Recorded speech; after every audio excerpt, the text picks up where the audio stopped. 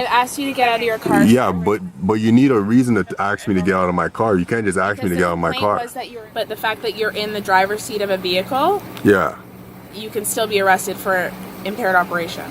I'm not. Hello friends, did you know that if someone is found sitting behind the wheel in the driver's seat under the influence of alcohol, they can be charged with care and control under drinking and driving. Now that is a criminal offense in Canada. Now I'm talking only about sitting behind the wheel. They're not driving the car at this time. They're just sitting there. They could be texting, talking to someone, or they could even be sleeping in the car while they're under the influence of alcohol. They can be charged with care and control. In this video, I'm going to show you how one of my colleagues almost got charged.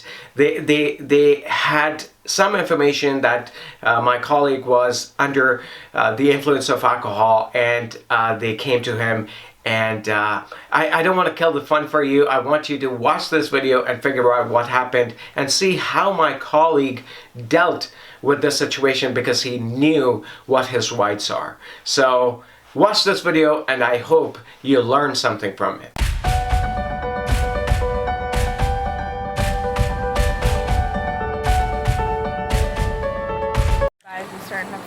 And he's refusing to get out of his vehicle. Because I don't have reason to get out of my vehicle. Why am I getting out of my vehicle?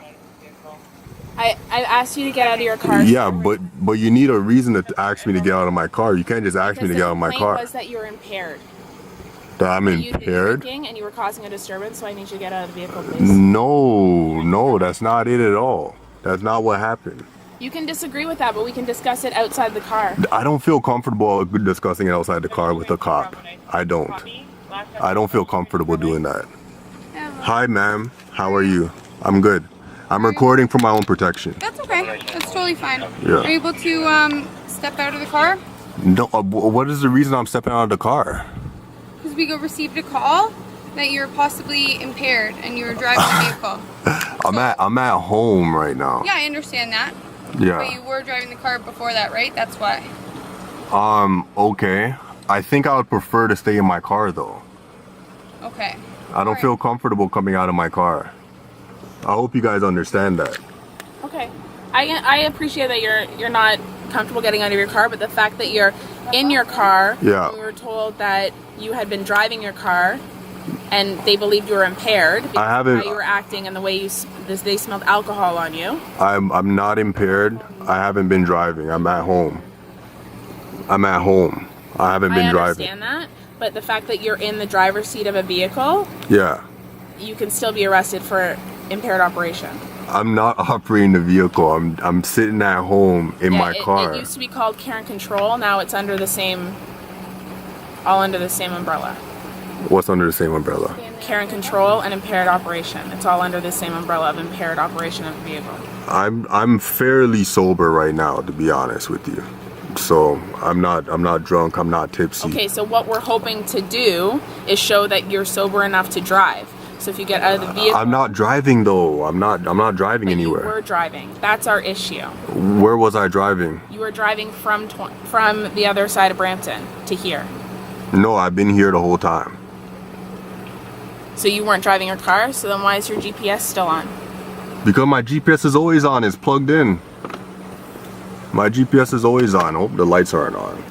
My GPS is always on.